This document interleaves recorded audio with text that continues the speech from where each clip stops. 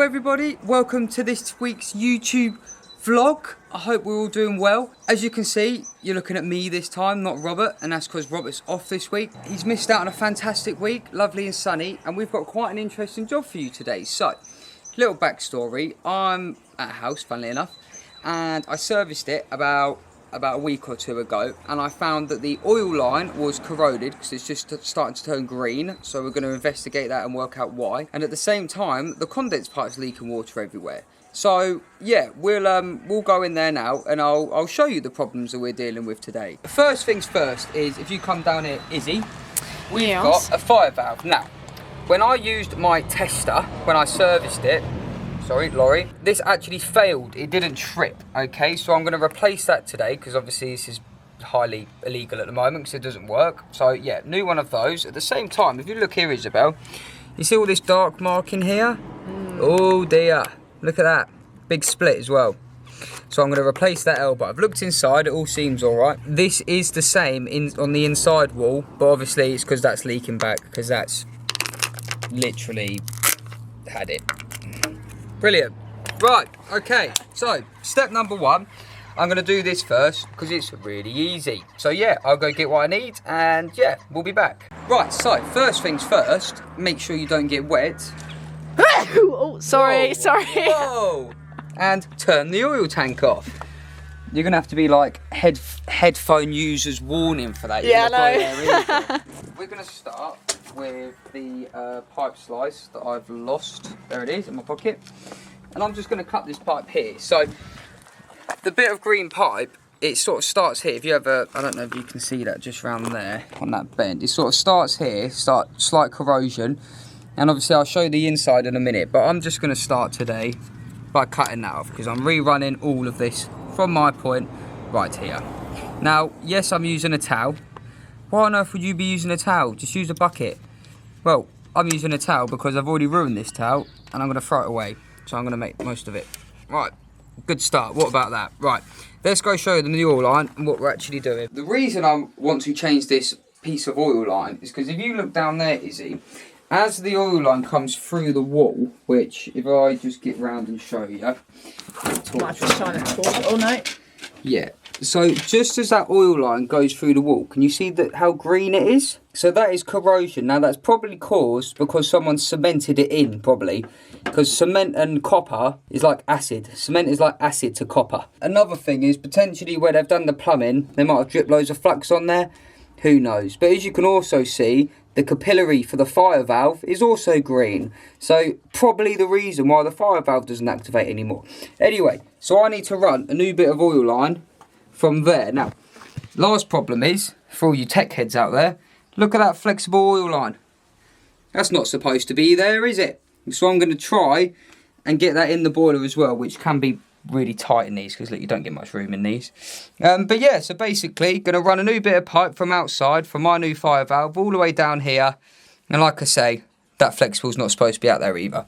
Right, let's get cracking. Also, Ryan has just made a purchase. A new tool roll. Ooh. Yeah, are you ready? Whoa, look at all the tools he's got in there, look. Ah, and he does have his Stanley knife. Brilliant, because he didn't think he had that. Yeah, my new addition. What do you think? Look at that. Got a bit of everything, look. I'm ready to go, I am. I'll be honest, I've kind of gave up with the oil line right now because I've realised how hard this condense pipe's going to be.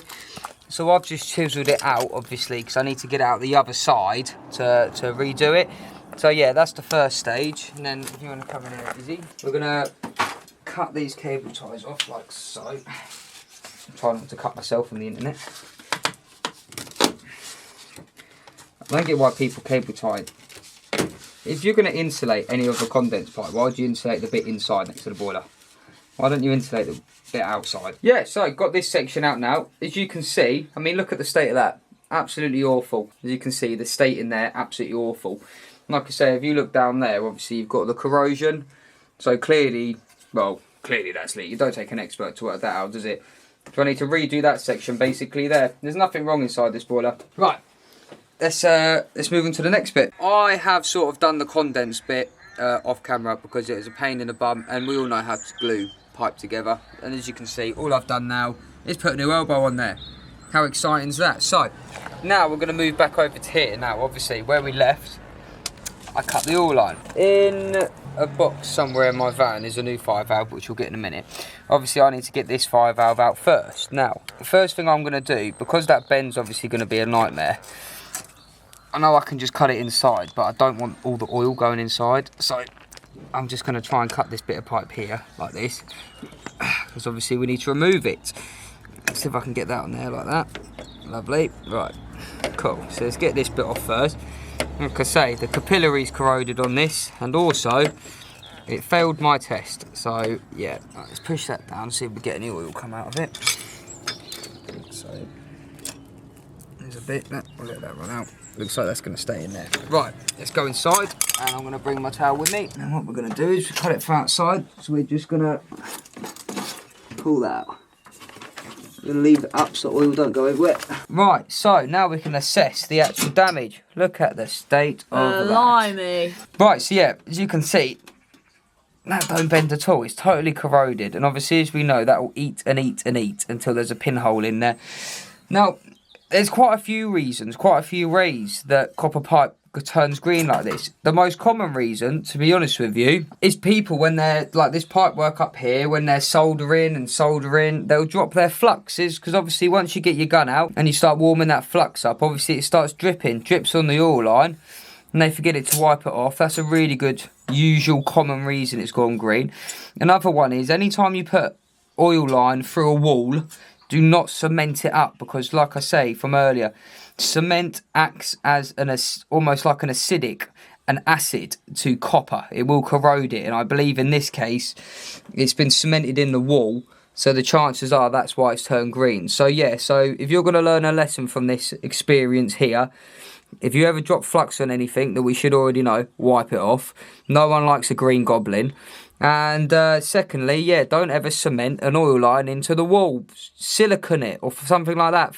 You know, polyfill it. Don't ever actually use cement because it'll just corrode it. Right, next one is, as we can see, the absolute idiots, look, obviously didn't have a right fitting. So that nut there is actually a 15mm nut. If you get close up on that, look. It's a 15mm nut with an insert, look. So it works. Why? I haven't got a clue. Oh, it's because that's the only fitting they had, look. So that is so totally wrong. And it's quite impressive, actually, the fact that they've done that because of how wrong it is. So we're going to turn that off. We're going to undo that. We're going to undo that. And, well, no, I'm just going to take that oil line off there. And we're going to totally redo that bit of pipe there. Also, lazy electricians, typical. And why can't you just take that off, mate? You know what I mean? Make it look ugly. Anyway, let's get cracking. Right, so as you can see, new fire valve. If you don't know how to install a fire valve by now and you're on the roads, you shouldn't be. But I'm going to give you a quick rundown anyway. Oh, 2 fittings, brilliant. PTFE tape, easy. Make sure you obviously put it on the way around. If I was going to take sort of the PTFE like that, sort of grab it like that and go that way around, for say. Robert has covered this before, but you might not have seen our videos before.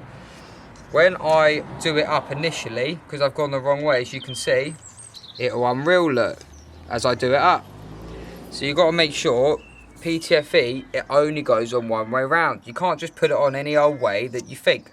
It has to go on the same way as the way you would thread it. Cut a long story short. As you can see, when I do it up, it tightens, it doesn't undo. That's what you need. You don't want it when you do it up like this and it all starts coming undone, because it'll just leave a bare thread as it's going loose. So yeah, I mean, we've covered it before, but anyway, the only way PTFE actually works and lasts, because it will melt. If I was going to screw that in now and fill it with oil, that will melt and it will leak. You've got to use Held-it-tight. Now everyone seems to call it erudite, but it's not. It's Held-it-tight. Held it tight. And that's because I went to my granddad's house one day and he told me that I was saying it wrong. But if you ever hear my dad saying it, he goes, erudite, erudite. But it's not, it's Held-it-tight. Nice new bottle of it, because I don't actually have my van at the moment and I forgot it. So I had to get a nice new bottle from the office. Screw that up. Another mistake a lot of people make is they think, oh, I've got to crack this up so tight now so it don't leak. No, just do it up a little bit. Once that Held-it-tight goes off, it won't leak, you'll be fine. Just a bit of that, a little nip like that. I see so many of them where these have been wounded wound. Oh God, here we go. Meme. Oh, meme. Where they've been wound in too far, and what it actually does is long term, it actually can damage these and cause them to split. Because you've done it up so tight, it starts expanding the outside, and it actually causes them to split, which you don't notice for a few years, because obviously the Helder type just fills it up and don't leak. But on closer inspection, you end up splitting them. So again, PTFE, Helder type, do them up to a good tightness, you'll be fine. It's not going to leak, you know, not need to worry. There you go, get that on there. So it's a bit tight, this one, because obviously it's old pipe work, so it's sort of misshaped. As you can see, it don't really go on very well, but a bit of a wiggle, and we can get that going. I'm going to reuse this bit of pipe instead of rerunning it, because honestly, why not? Oh, it's only costing the customer more money, isn't it? Yes. Oh, cowboy. No inserts. I don't have my van and I don't have inserts. Get over it. Alright, so we push that on there. Do that up like normal, as you always do. Make sure that obviously your fire valve is sat right in that pipe. Give it a little nip like that. Get your spanner. Very tight sort of nip like that. Give it one more little one like that. Just like that, not very tight. Undo it again. Ryan, why have you just done it up and undone it again? Because we now have an olive that is stuck on place, as you can see. Same technique. PTFE the correct way round. Bit of that. You don't need much. I've used way too much because it's a brand new bottle and I can't get used to this. Whoa, whoa, whoa, whoa, whoa. Whoa. Now we slide that on there. Try not to get it in your hands. It don't come off very well. Says that as he's not wearing gloves doing the job. Yep. Oh, no gloves, cowboy. Alright, give that a little nip like that. And we're going to leave that for now. The condense is now in the way, so it's going to hang out a bit. So what would your average engineer do right now? Oh, look, it fits under there now, look, Isabel. It won't work. It's got to be that way round, okay? Or else it will break. It's got to be that way round, okay? So we're just going to do a little bit of a... little something like that. Like that, lovely. Now that goes underneath. Anytime you work on a fire valve, be very careful here, because that is literally just soldered. So if you sort of go quite far one way, back the other way, snap, you've wasted about 100 quid. So yeah, just be a bit careful. So let's bend that under there. Right, so there we go, just like that, that'll go under there. Right, now what we need to do is, I'll show you how easy these break look. We'll go one way all the way.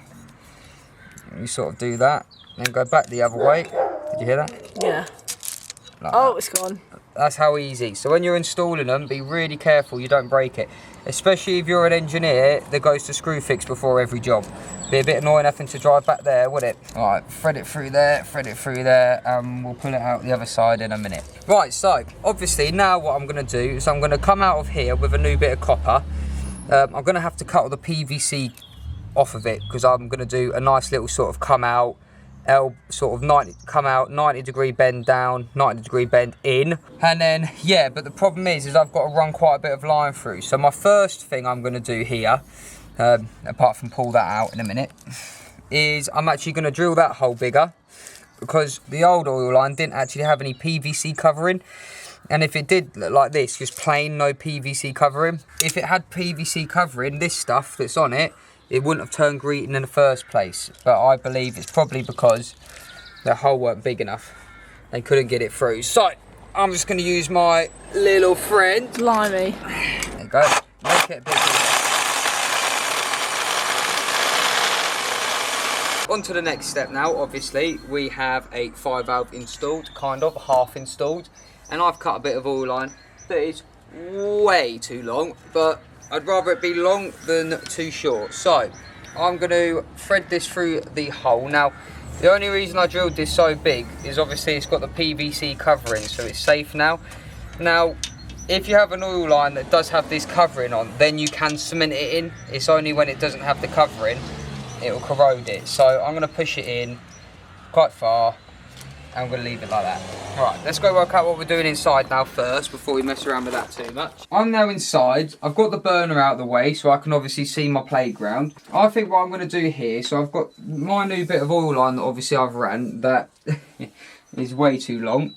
But yeah, so I'm going to strip it. I'm hoping to sort of come down here parallel with the boiler, down the bottom. I'm going to try and bend it through this first hole here.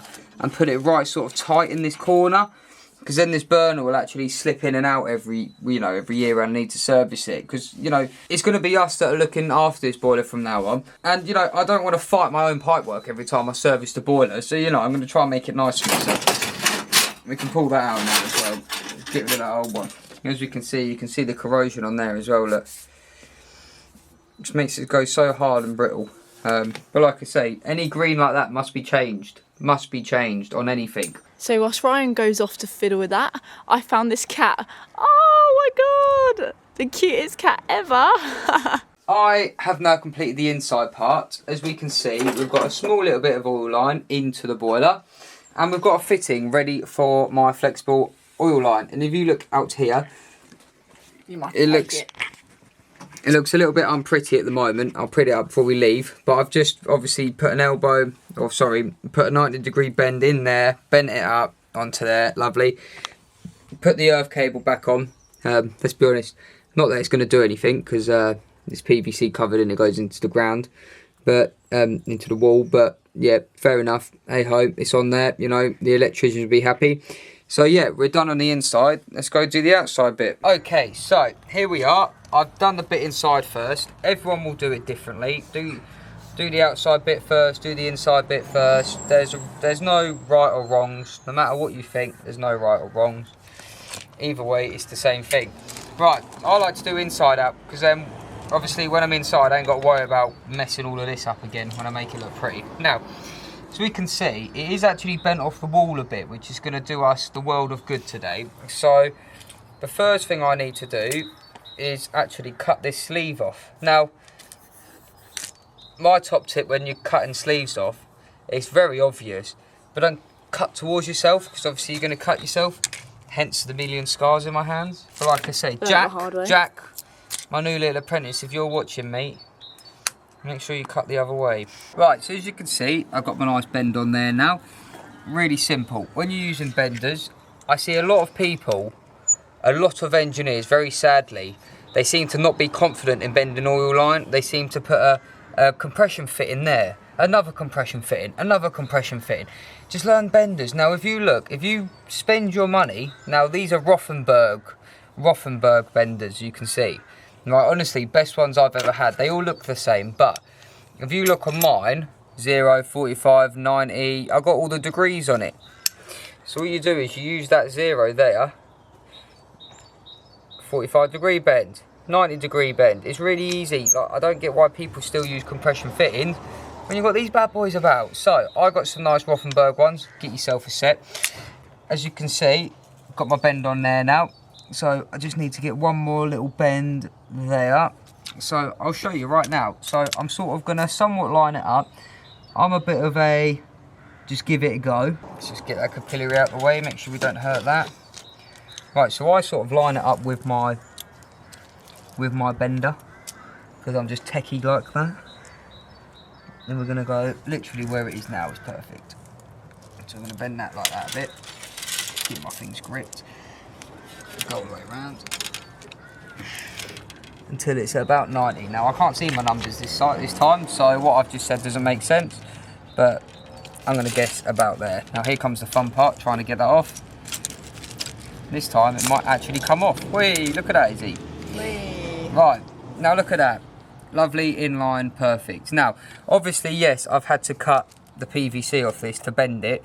I haven't found any benders that can bend it with PVC on it, because obviously the PVC break. But if anyone out there happens to know benders that can bend pipe with the PVC on, I mean, bloody hell, I'll be absolutely mind blown to see a set of them, and they'll be straight in my basket. Anytime you push a piece of oil line into the fitting, it's actually really easy. I'm guessing it's the same with all fittings, but I only use whatever make my dad gets. But the end of the pipe, as you push it in the fitting, will always line up with the end of the thread, right? So basically, we're right there between where you put your spanner on and that thread is the end, and I know that from experience. So I'm going to use this line in my cutter as sort of like a marker. I'm going to line it up with that end right in between there, and then I'll cut it. You know, everyone does it different. You can put a bit of pipe in, mark it, measure it, you know, la la la, but I ain't got time for all that stuff these days. Loosen that off. It's all nice and tight now. Push that right in. Look at that. Right, Voila. what about that? Now obviously that's got to go in like that. That's all got to be done. But there you go. Now obviously I'm going to nip it up, take it off, tape, paste, put it back up, get it tight. As you can see, it's all the right way around. Never install these upside down because they won't work very well. Bosh, there we go. Okay, so as we can see, nice new fire valve, lovely bit of bending, look, into there. I've drilled a really big hole because obviously the end of the capillary is quite wide. I like to leave some room, but I've drilled a hole, so that goes in a separate hole, obviously in the future, in case that needs changing, because obviously this pipe won't be green next time. Yeah, so anyway, I've got a slight problem now, Isabel. Oh no. The problem is that we've got holes going through someone's house. Yes. Now, the best way that I think to fill these holes up, which a lot of you won't agree with, is silicone, all right? Ooh, cowboy, cowboy. Shut up, all right? Because, honestly, let's do this one first.